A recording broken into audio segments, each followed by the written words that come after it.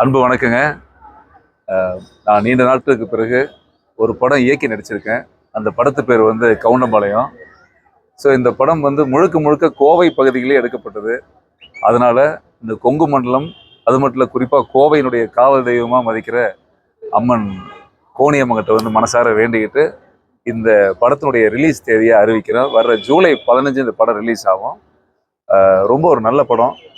வணிக ரீதியாக வணிக ரீதியாக எத்தனையோ படங்கள் ரிலீஸ் ஆனால் கூட இந்த படத்தில் எனக்கு எடுக்கிறப்ப ஒரு பெரிய எனக்கு ஒரு சந்தோஷம் இருக்குது. என்னென்னா, இது ஒரு பெற்றோர்களுக்காக, ஒரு பெண் பிள்ளைகளுக்காக, அதுவும் நாடக காதலை மையப்படுத்தி எடுக்கப்பட்ட இந்த படம் கட்டாயமாக அது மக்களுக்கு ஒரு விழிப்புணர்வு படமாக இருக்கணுங்கிறதுக்காக இந்த படத்தை நான் இன்னைக்கு அம்மன் காலடியில் சமர்ப்பித்து அது உங்களுக்கு சொல்கிறேன். ஜூலை 5ஆம் தேதி இந்த படம் வந்து ரிலீஸ் ஆகும். தமிழகம் எங்கும் ஜூலை 5ஆம் தேதி ரிலீஸ் ஆகும். கட்டாயமாக நீங்கள் இந்த படங்களுக்கு, இதை போன்ற ஒரு நல்ல படங்களுக்கு நீங்கள் பேராதரவு கொடுக்கணும். என்னன்னா, இதில் பெரிய உச்சபட்ச நட்சத்திரங்கள்லாம் பெருசாக இல்லாட்டி கூட ஒரு ஒரு தாய்மார்களுடைய கண்ணீர் இந்த படத்தில் இருக்குது. ஒரு ஒரு பெற்றவங்களுடைய கண்ணீர் இந்த படத்தில் இருக்குது. ஒரு ஒரு படிக்கிற பிள்ளைகளுடைய எதிர்காலம் இந்த படத்தில் இருக்குது. இந்த படத்தில் இதுதான் பெரிய ஸ்டார்னு நான் சொல்லுவேன். அதனால் தயவுசெய்து தமிழக மக்கள் நீங்கள் எல்லாரும் இந்த படத்துக்கு வந்து ஆதரவு கொடுக்கணும். கட்டாயமாக மனமாற வேண்டிக்கிறேன். அதுதான் இன்னைக்கான சிறப்பு நிகழ்ச்சி. என்ன கதை? இது வந்து ஒரு நாடக காதல் கதை.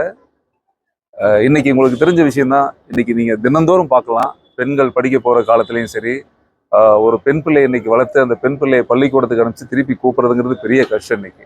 ஸோ இந்த பெண் பிள்ளைகளை பாதுகாப்புக்கு மையப்படுத்தி பெண் பிள்ளைகளுக்கு நடக்கிற அவலங்களை முன்னிறுத்தி தான் இந்த படம் எடுத்திருக்கோம். இது நாடக காதல், முக்கியமாக நாடக காதலை விழிப்புணர்வு போகிறது.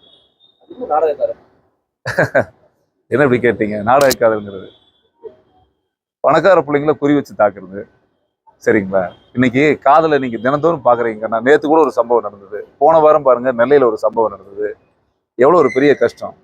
ஒரு பெண்ணுங்கிறதுக்கு எல்லாத்துக்குமே ஒரு யாரையும் காதலிக்கிறதுக்கு எந்த பெற்றோரும் எதிரி கிடையாது.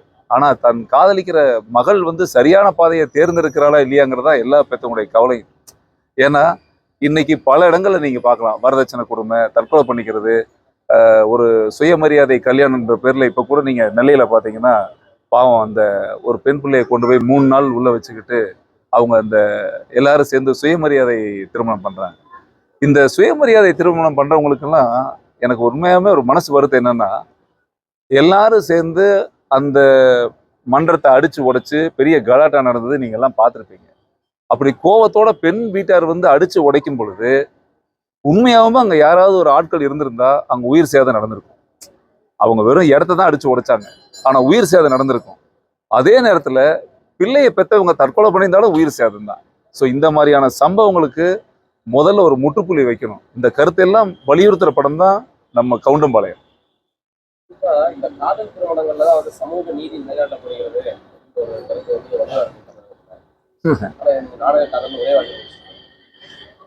ஏங்க, இந்த சமூக நீதி பத்தி தயவு செய்து யாராவது பேசினா அந்த கடுங்கோவம் வரும். என்ன சமூக நீதி? பெத்தம்மா கஷ்டப்பட்டு அவன் கால் கெடுக்க 4 வேலை செஞ்சு, கூலி வேலை செஞ்சு பிள்ளைய படிக்க வச்சு காலேஜுக்கு அனுப்பிச்சு ஸ்கூலுக்கு அனுப்பிச்சு அந்த பிள்ளைய கிளி மாதிரி பார்த்து பார்த்து கொண்டு வர பிள்ளைய கண்டவன் தூக்கிட்டு போறதா உங்களுக்கு புரட்சி காதலாது? இதுதான் சமூக நீதியான காதலாது? சமூக நீதிங்கிறது என்னது? முதல் சமூக நீதியே தவறு. எப்படி தவறுங்கிறீங்க? ஒரு செல்போன் காணாம போச்சுன்னா கம்ப்ளைண்ட் கொடுக்குறீங்க, கார் காணாம போச்சுன்னா கம்ப்ளைண்ட் கொடுக்குறீங்க, உங்க செருப்பு காணாம போச்சுன்னா ஸ்டேஷன்ல போய் கம்ப்ளைண்ட் கொடுக்குறீங்க. அந்த வழக்கெல்லாம் எடுத்துக்கிறீங்கல்ல. பெத்தவங்க கஷ்டப்பட்டு ஒரு பிள்ளையை பெத்தாங்கன்னா அந்த பிள்ளை காணாம போகுது, அந்த பிள்ளை ஒருத்தர் தூக்கிட்டு போறோன்னா அதுக்கு என்னங்க பாதுகாப்பு? நீங்களாம் ஒரு 4 பேர் போய் கையெழுத்து போட்டா அந்த பிள்ளை கல்யாணம் ஆயிடுமா? அப்ப பெத்தவங்களுடைய நிலை, பெத்தவங்களுடைய வலி, அவங்களுடைய கண்ணீர் என்ன? என்னைக்கு இந்த சமூக நீதின்னு சொல்லி ஏமாத்துறாங்களோ அந்த சமூக நீதி போராளிகள் எல்லாருமே தயவு செஞ்சு தான் குடும்பத்துல ஒரு சுயமரியாதை கல்யாணம் தம் மகளுக்கு பண்ணிட்டு அடுத்தவங்க மகளுக்கு பண்ணா ரொம்ப சிறப்பு. ஏன்னா அடுத்தவங்க கஷ்டத்துடைய குடும்பத்தோட வழி தெரியாது. இங்க எல்லாமே என்னன்னா, சாதிய பிரிவினை உருவாக்கணும், மதத்துக்குள்ள பிரிவினை உருவாக்கணும்ன்ற எண்ணத்துல தான் இதெல்லாம் நடக்குதே தவிர மீதி எந்த சமூக நீதி இங்க கிடையாது.